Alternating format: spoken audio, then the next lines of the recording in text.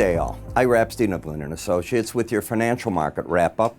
And this is for Thursday, August 29, 2019, just around 3:15 p.m.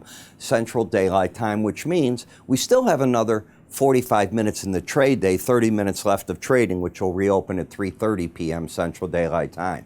But the stock settlements are in, and it was a big up day, due in large part to the fact that China said that they want to meet face-to-face with the U.S. in a calm, conservative manner. Okay, they didn't say the key words.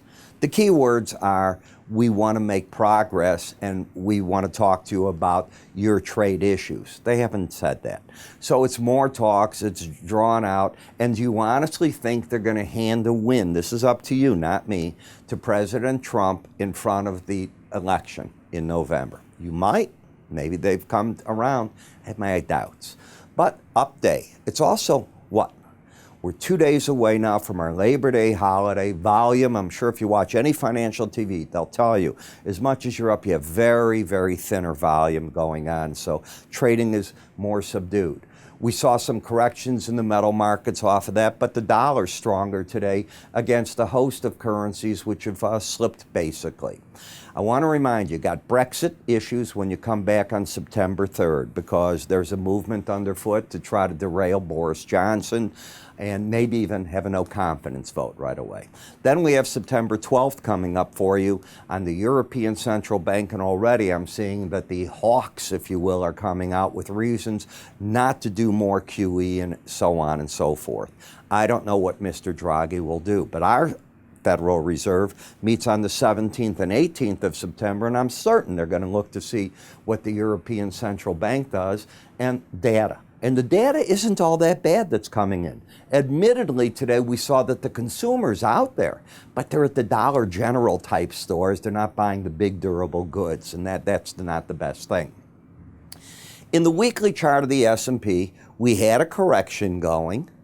This is where you finished last week. You're not through it this week. You're over the 18-week moving average of closes. You finished today around 29.26.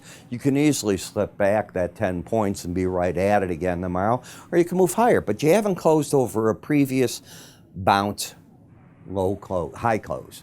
That's problematic. You're in resistance area here. Another problem for the market. Can it clear this?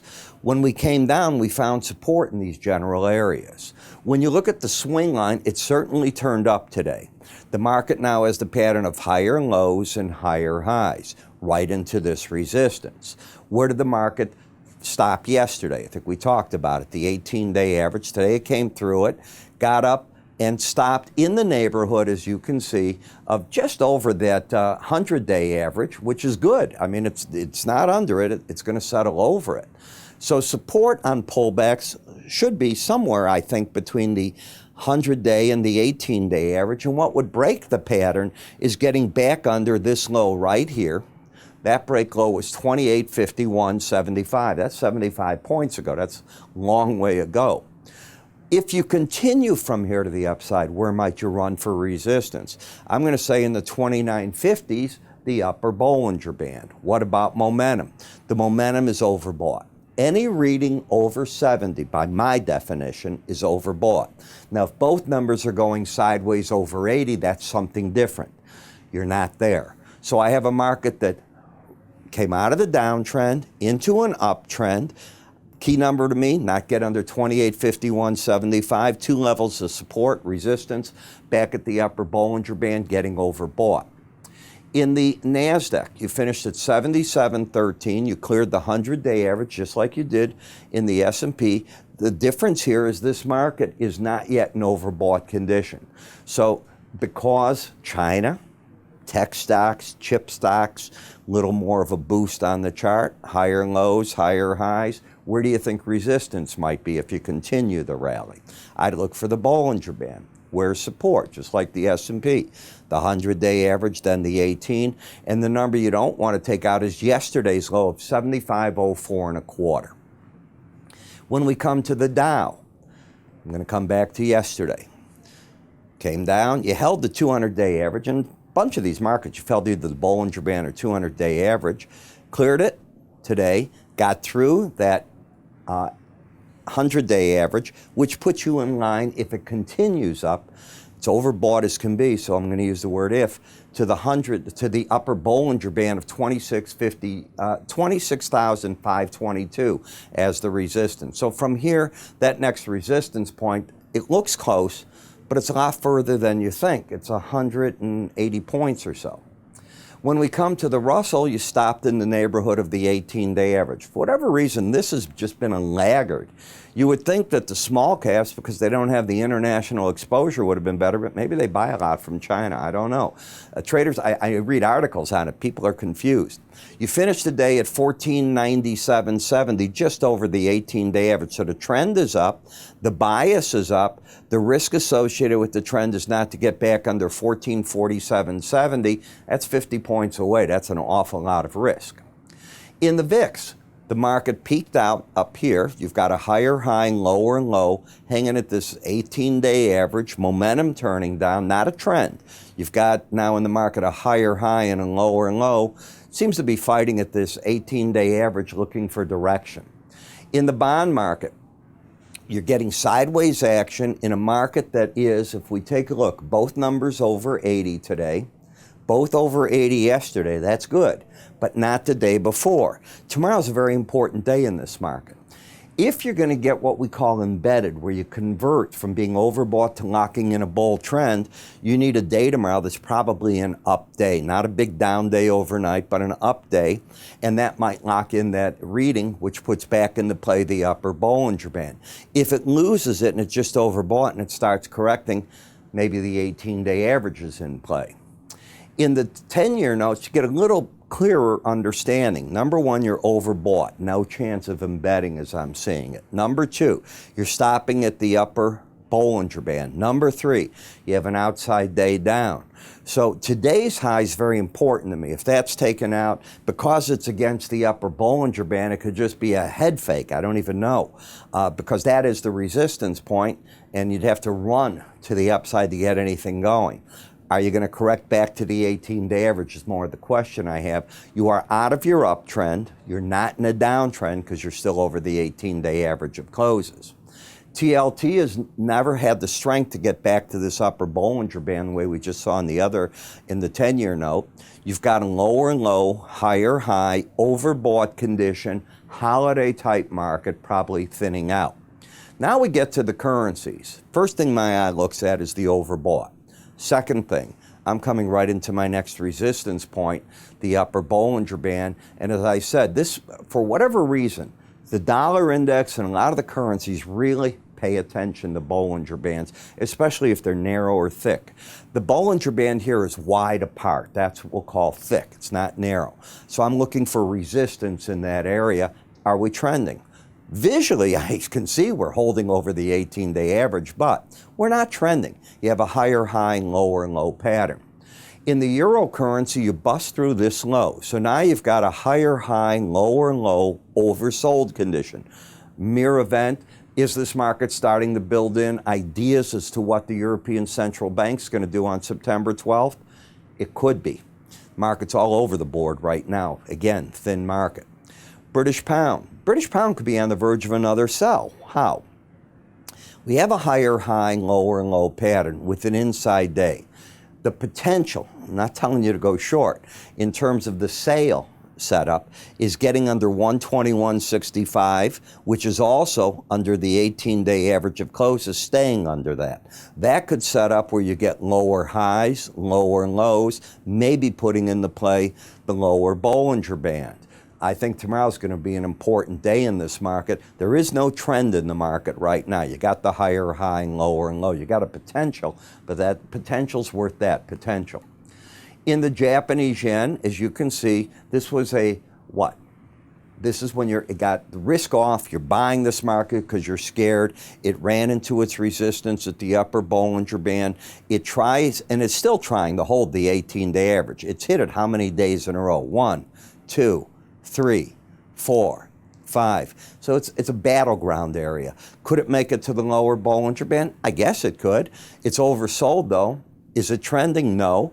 Today's break low was 93.82.5. This break low here was 90. 383.5. So we took that out today. So you got a lower low and a higher high. I don't know what to do with that. Bitcoin really got beaten up early on. It got as low as 93.05. It came back a little bit. This is August. We're going to leave that as of today. So I just wanted to finish up with you. You got to move to the September, as this is the last trading day of this market. Then we get to the energies. And as you can see, the differential between the Brent and the WTI narrowing as the differential is getting smaller and smaller. But there's an event taking place, and that's Hurricane Dorian. And as that comes on, it impacts not Brent crude, but it impacts the production or export-import of oil into America through the Gulf of Mexico. So you got to be very careful with what's going on here. We're talking a hurricane that is now potentially going to be a Hurricane 4 grade. That's catastrophe. I mean, it's unbelievable, the power. I had a home in Miami that went through Katrina, and I can tell you, I never saw damage like that anywhere. It looks like a bomb goes off. So it was pretty serious. I think it was Katrina, but lower highs, lower lows. When we look at November Brent, you have the pattern of higher lows, higher highs in an uptrend that's now getting overbought, little long in the tooth, sideways action. Of course, it didn't hurt energies today, and I think it went up for this market and others, the fact that the U.S. and China agreed to talk. That's been weighing on the market. Will it be able to hold the market? Well, that's a whole different thing, because if the talks do as all the talks have basically done, ended up where we say they're constructive but nothing comes out of them, the market will pick up on that.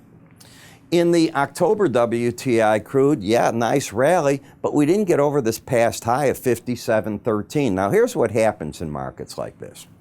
If the storm hits and doesn't create the damage that they say, especially to the oil rigs, natural gas, all the premium comes out of these markets. If it hits and there's real damage, the market's not expensive enough.